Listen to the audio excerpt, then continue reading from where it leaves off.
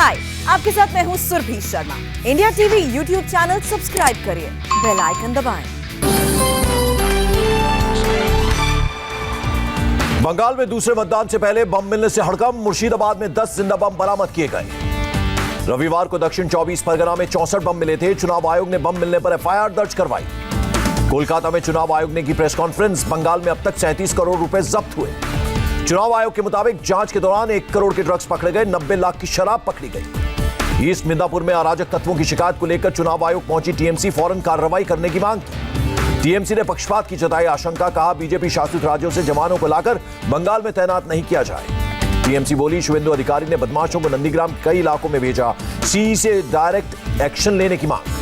बंगाल के नॉर्थ 24 परगना में पिटाई के 1 महीने बाद बीजेपी कार्यकर्ता की 85 साल की मां का निधन। टीएमसी कार्यकर्ताओं पर था पिटाई का आरोप।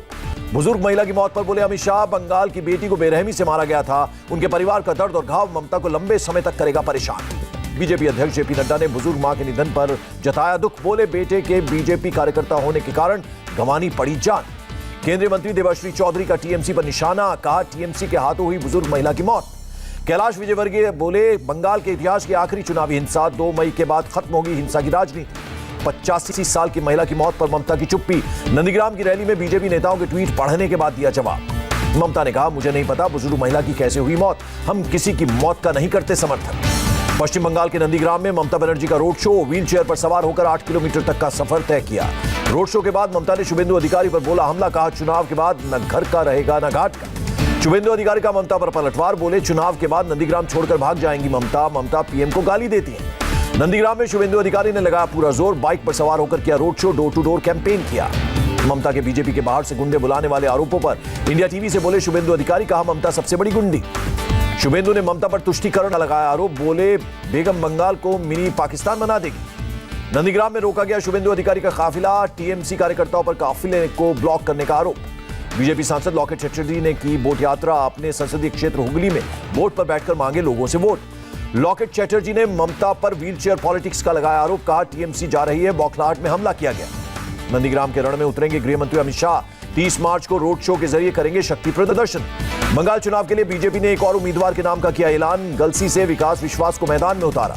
असम के गुवाहाटी में चुनावी शोर के बीच सीएम सर्बानंद सोनोवाल का होली मिलन। सड़क पर उतरकर लोगों को लगाया अबीर गुलाल। होली पर सर्बानंद सोनोवाल ने दिया भाईचारे का संदेश। बोले सब मिलकर रहेंगे साथ, एक भारत श्रेष्ठ भारत बनाने का लक्ष्य। असम के मंत्री हिमंता बिस्वा को उम्मीद। पहले चरण में डाले गए 47 सीटों में बीजेपी को 39 से 41 सीट मिलने की उम्मीद। कांग्रेस प्रवक्ता गौरव बल्लभ ने खारिज किया हिमंता का दावा। कहा असम में गठबंधन को 100 से ज्यादा सीटें मिलेंगी। असम के ब्रह्मपुर में हिमंता बिस्वा ने किया चुनाव प्रचार। जनता के समर्थन के लिए जताया आभार। चुनाव प्रचार के दौरान हिमंता बिस्वा पर भी चढ़ा होली का खुमार। जनता के बीच झूमते नजर आए। असम के सीएम सर्बानंद सोनोवाल, जेपी नड्डा और कुछ समाचार पत्रों के खिलाफ कांग्रेस ने दर्ज करवाई एफआईआर। न्यूज़पेपर में ऊपरी असम में सभी सीटों पर जीत की भविष्यवाणी करने का आरोप। असम के रण में बदरुद्दीन अजमल का चुनाव प्रचार जारी। करीमगंज से पार्टी उम्मीदवार के लिए जनता से मांगे समर्थन।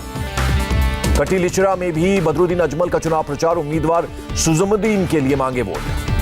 कांग्रेस नेता सचिन पायलट और सुष्मिता देव ने असम के उत्तरी करीमगंज में किया चुनाव प्रचार। जनता के सामने रखी 5 साल की गारंटी। रेल मंत्री पीयूष गोयल ने केरल के कोच्चि में किया रोड शो। बोले केरल के लोग कांग्रेस और कम्युनिस्ट पार्टी के कुप्रबंधन से थके। पीयूष गोयल ने केरल में सीए लागू करने का किया वादा। कहा केरल में वैध रूप से रह रहे लोगों पर नहीं पड़ेगा असर। त्रिशूर में भी पीयूष गोयल ने किया रोड शो। जनता से मांगा समर्थन। तिरुवनंतपुरम में गिरिराज सिंह का एलडीएफ और यूडीएफ पर अटैक। कहा कट मनी पर चलती है बंगाल की सरकार तो कमीशन मनी पर चलती है केरल की सरकार।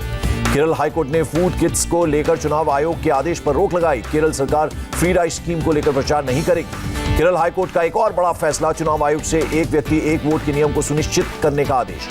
केरल के सीएम पी विजयन ने हाई कोर्ट के फैसले का स्वागत किया। कहा महामारी की मार झेल रहे लोगों को राहत मिलेगी। केरल के कोझिकोड में सीएम पी विजयन ने किया रोड शो। जनता के समर्थन के लिए शुक्रिया अदा किया।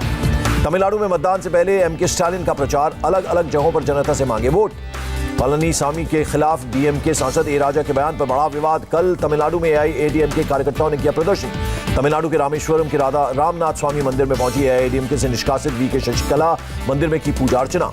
तमिलनाडु में 14 लाख मकान बनाए जाएंगे। सीएम ई पलनीसामी ने किया ऐलान।